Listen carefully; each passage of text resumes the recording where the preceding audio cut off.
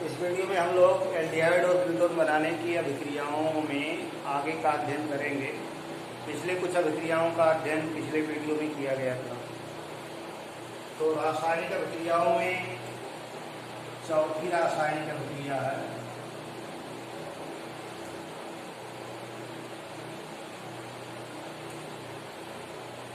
From fatty acids, वसा अम्लों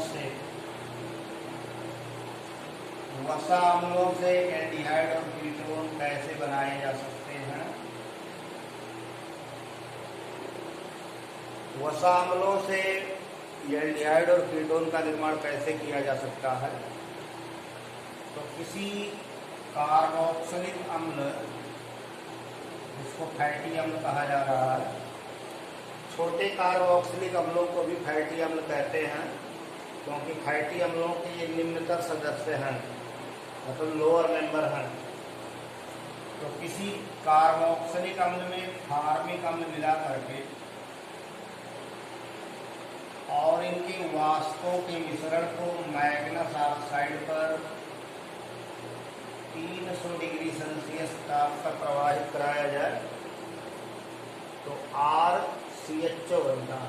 RCHO aldehyde बनते हैं। RCHO और CO2 और H2O साथ में बनेगा, कार्बन डाइऑक्साइड और जल बनेगा, तो एल्डिहाइड मिलेगा।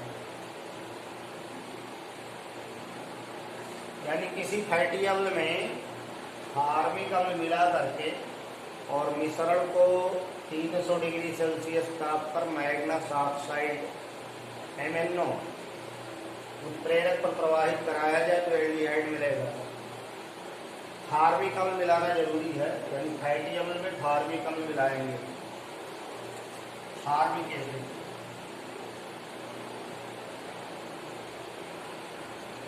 और ये फैटी एसिड है, मोनोकार्बोक्सिलिक एसिड है।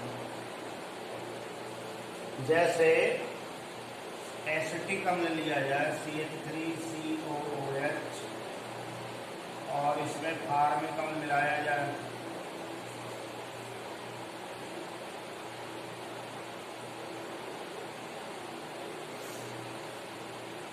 तो एसिटल्डिहाइड बनेगा।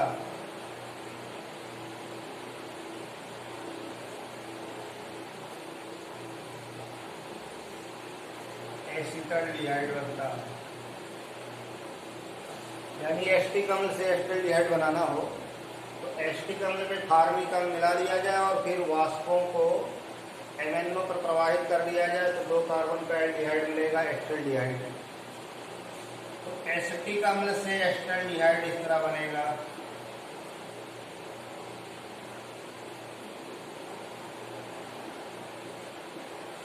ऐसे प्रोपियोनिक एसिड ले लिया जाए CH3CH2COOH और इसमें फार्मिक अम्ल मिला करके पास कराया जाए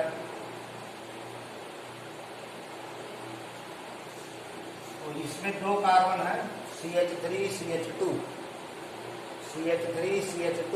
2 कार्बन की एल्किल है, यहाँ से CHO मिलेगा तो बनेगा CH3CH2CHO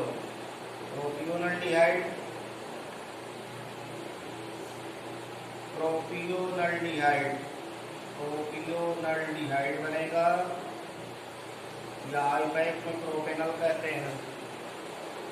ये प्रोपियानिक एसिड है, प्रोपियोनिक एसिड या प्रोपेनोइक एसिड। तो फैटी अम्ल में फार्मिक अम्ल मिला करके मिश्रण को प्रवाहित करेंगे तो एल्डिहाइड मिलेगा। और अकेले फैटी एसिड के वेपर को MnO उत्प्रेरक पर प्रवाहित कराया जाए तो कीटोन मिलेगा। यानी ये एल्डिहाइड बनाने की विधि है। और कीटोन तब बनेगा जब किसी वसा अम्ल की वाष्प को MnO उत्प्रेरक पर 300 डिग्री सेल्सियस ताप पर पास करिए तो RCOR कीटोन बनेगा, कार्बन डाइऑक्साइड और जल बनेगा। तो फैटी एसिड से कीटोन बनेगा। अब जैसे एसिटिक अम्ल से एसीटोन बनाना हो तो इस रासायनिक अभिक्रिया का प्रयोग किया जा सकता है। एसिटिक अम्ल से एसीटोन बन जाएगा CH3COOH, एसिटिक एसिड है। एमएनओ पर प्रवाहित कराया जाए 300 डिग्री सेल्सियस का तो बनेगा CH3COCH3,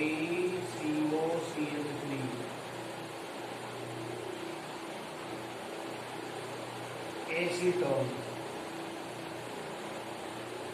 एसिटिक अम्ल से एसीटोन बड़े आसानी से बनाया जा सकता है। इसी प्रकार एल्डिहाइड कीटोन बनाने की एक महत्वपूर्ण विधि है ओजोनोलिसिस। एल्कीनों से बनाते हैं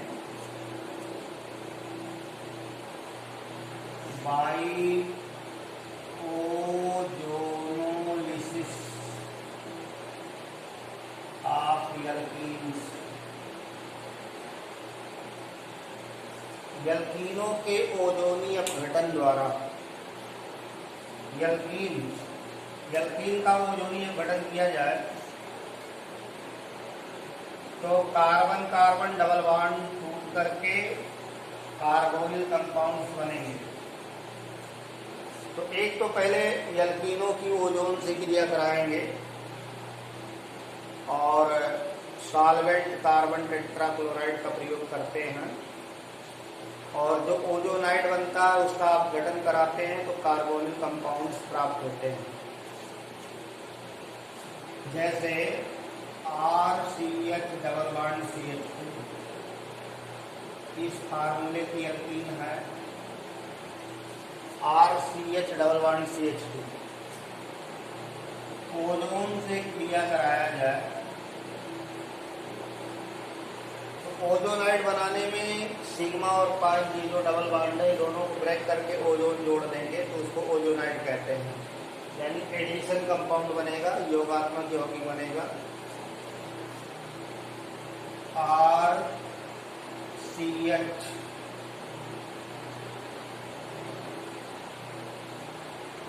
और ये CH2 है। ओजोनाइड बनाने में ऐसे ऑक्सीजन को फिर इस तरह ऑक्सीजन जोड़ेंगे, तीनों ऑक्सीजन। ये एल्कीन ओजोनाइड है,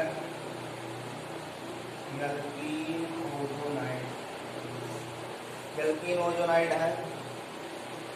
अब इसका जिंक रज और जल द्वारा अपघटन किया जाए इसका अपघटन इधर से होता है ऐसे और ऐसे, यानी RCHO बनेगा एल्डिहाइड। और ये जो CH2O है CH2O मतलब HCHO यानी फॉर्मल्डिहाइड बनेगा। तो एल्डिहाइड और फॉर्मल्डिहाइड दो उत्पाद यहाँ बने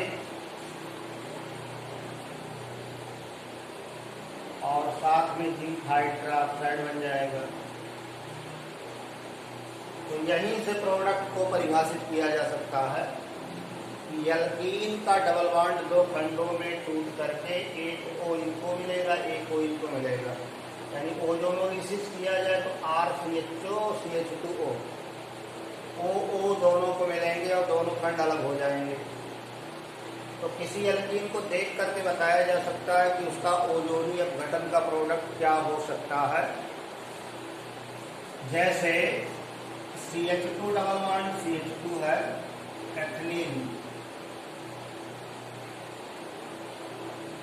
एथिलीन है ये, और इसका ओजोन से रिएक्शन कराएंगे तो एथिलीन ओजोनाइड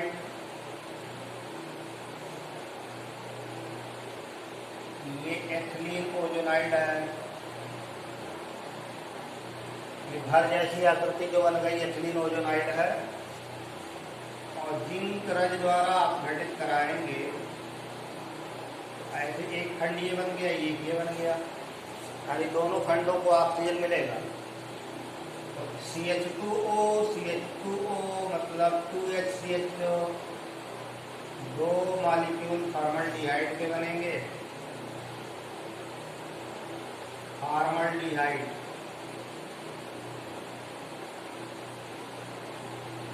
फॉर्मल्डिहाइड के दो बनेंगे। तो एल्कीन को देख करके प्रोडक्ट को बताया जा सकता है। जैसे एल्कीन CH2 CH2 वाली है तो सिग्मा पाई दोनों टूट गया और CH2O CH2O अलग हो गया। ऐसे प्रोपेलीन या प्रोपीन लिया जाए, ये प्रोपेलीन या ऑलपैक सिस्टम में इसको प्रोपीन कहते हैं। और इस पर ओजोन जोड़ करके ओजोनाइड दिखाया जाए, CH3 CH CH2 और ओजोन का ऑक्सीजन 1 2 और ये 3 जुड़ गए। जिंक रज से आप गठन कराएंगे तो फिर ऐसे आप घटित होगा, CH2O अलग हो जाएगा, ये अलग हो जाएगा, यानी एसिटल्डिहाइड बन गया। CH2O मतलब फॉर्मल्डिहाइड बन गया और जिंक हाइड्रोक्साइड बन गई। एस्टल्डिहाइड फॉर्मल्डिहाइड यानी प्रोपेलीन के ओजोनियम गठन से एक खंड एस्टल्डिहाइड बनाएगा, CH3 CHO और एक खंड HCHO बनाएगा, फॉर्मल्डिहाइड बनाएगा। तो कौन सा कार्बोनिल कंपाउंड बनेगा ये डिपेंड करता है कि एल्कीन की संरचना क्या है। स्ट्रक्चर ऑफ एल्कीन पर डिपेंड करता है कि कौन से कार्बोनिल कंपाउंड का फॉर्मेशन होगा। ऐसे अगर 2,3 डाइमेथिल 2-ब्यूटीन है, जैसे इस तरह की एल्कीन है 1 2 3 4 2,3 dimethyl 2-ब्यूटीन 2,3 dimethyl 2-ब्यूटीन।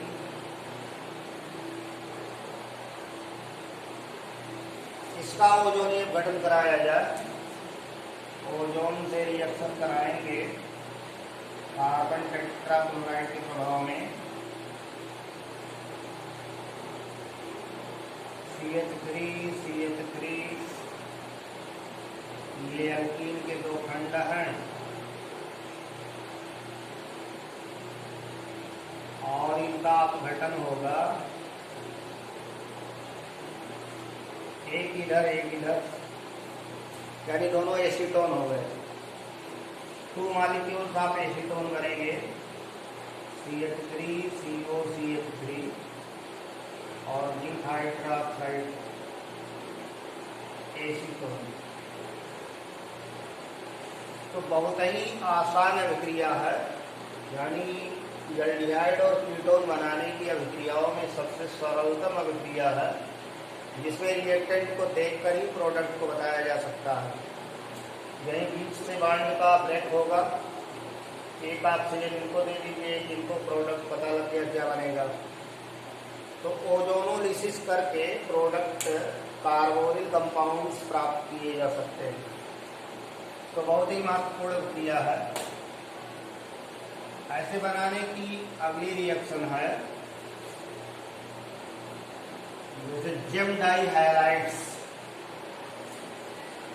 GeM dihalides by reaction of gem dihalides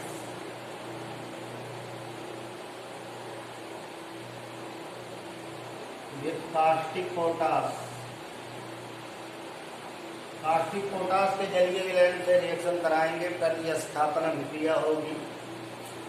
GeM डाइहैलाइड का तात्पर्य है जब दोनों हाइड्रोजन परमाणु एक ही कार्बन से जुड़े हों, यानी ऐसे डाइहैलाइड जिनमें दोनों हाइड्रोजन एक ही कार्बन से जुड़े होते हैं, उस पोजीशन को जेम या जेमिनल पोजीशन कहा जाता है। तो जेम डाइहैलाइडों का कास्टिक पोटाश के जलीय विलयन से रिएक्शन कराएंगे तो दोनों हाइड्रोजन परमाणु प्रतिस्थापित होकर के 2 हाइड्रॉक्सिल ग्रुप आएगा और एक ही कार्बन पर 2 हाइड्रॉक्सिल होंगे तो वाटर का मॉलिक्यूल निकल जाएगा। और वाटर के मॉलिक्यूल के निकलने से एल्डिहाइड या कीटोन बनेंगे, वो डिपेंड करेगा कि जेम डाइहैलाइड की संरचना क्या है। तो 1,1 डाइहैलाइडों को जेम डाइहैलाइड कहते हैं, और 1,1 का तात्पर्य है एक ही कार्बन पर दोनों हाइड्रोजन जुड़े हों, जेम पोजीशन, जेमिनल पोजीशन। जैसे कोई जेम डाइहैलाइड को ऐसे दिखाया जाए RCHX2, GeM डाइहैलाइड RCHX2 X hydrogen परमाणु को रिप्रेजेंट करता है, और कास्टिक पोटास के जलीय विलयन से रिएक्शन कराया जाए एक्वस,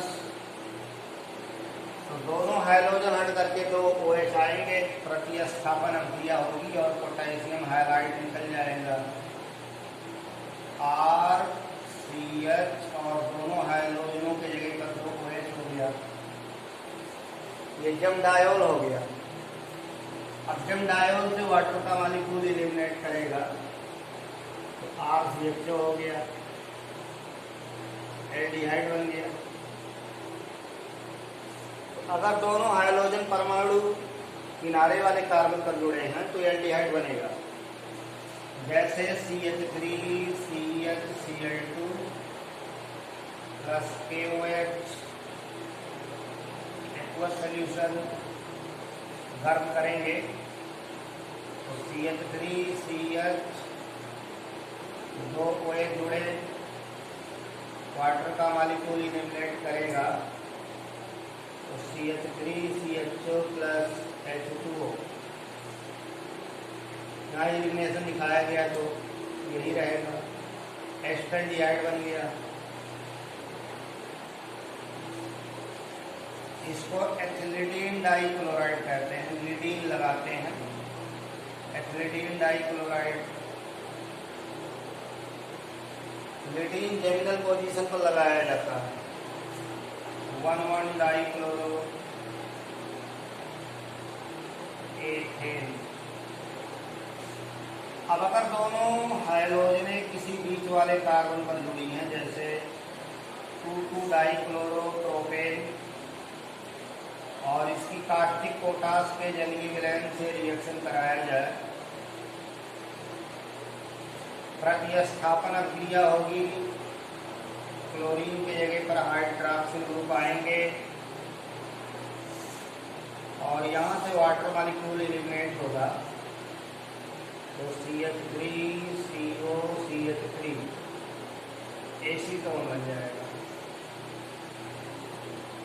तो इस तरह एल्डिहाइड कीटोन बनाने की ये विधियां हैं, इसका नाम है 2,2 डाइक्लोरो प्रोपेन।